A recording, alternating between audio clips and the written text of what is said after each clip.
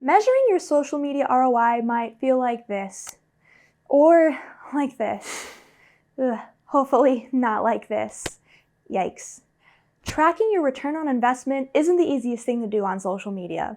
With advertising, you can see exactly how much you spend on a campaign, but the numbers aren't as clear for organic or unpaid social media management.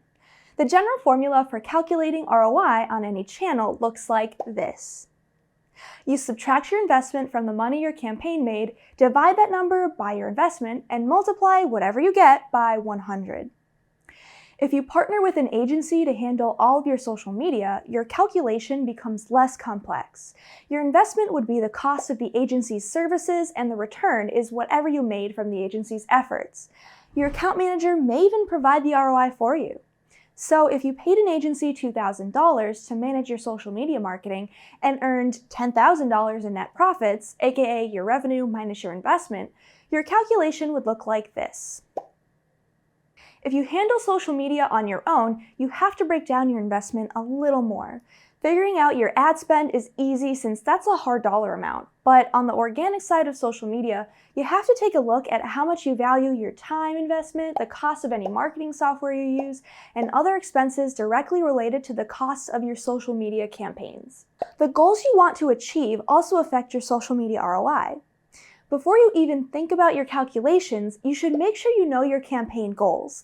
This is generally a good practice to ensure all of your campaign efforts are working towards the same purpose, and it will also help you figure out what metrics to use in your ROI calculation. If your main focus is generating brand awareness, which isn't the easiest to measure, and you calculate your ROI based on how many sales you've earned, you're probably going to be disappointed by the results. You can't expect to achieve a ton of new sales when everything you do on social media is geared towards brand awareness.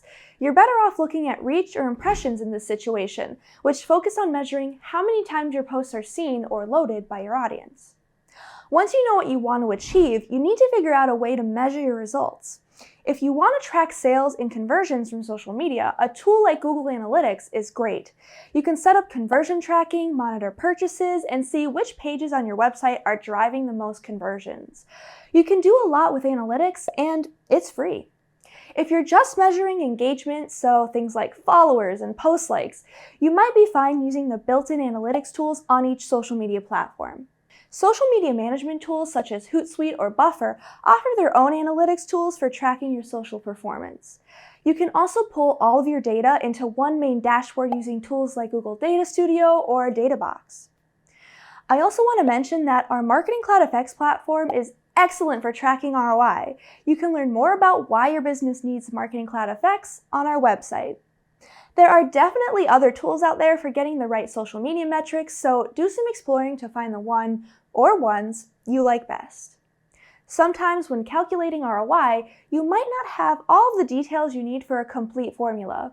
In this next scenario, say you don't know what your revenue or net profit is, and your overall social media campaign goal is to get more qualified leads. Your social media ROI calculation requires a few more steps. The formula for tracking lead generation and ROI looks like this. So you need to multiply the number of leads who contacted you from a campaign, the rate at which the leads became customers, and the average order value of the customers. Then you subtract the investment you put in, divide that number by the investment, and multiply whatever you got by 100. You then have your ROI from your lead-focused social media marketing campaign. This lead data is factored into the equation to give you a better estimation of how much value each lead-turned customer brings to your company, so you know whether or not your marketing efforts are paying off. In other words, is what you're spending to get leads costing you more than the value of the leads themselves? I can't really say there's one good ROI to shoot for. Some industries may be more competitive and require a larger investment, while others, not so much.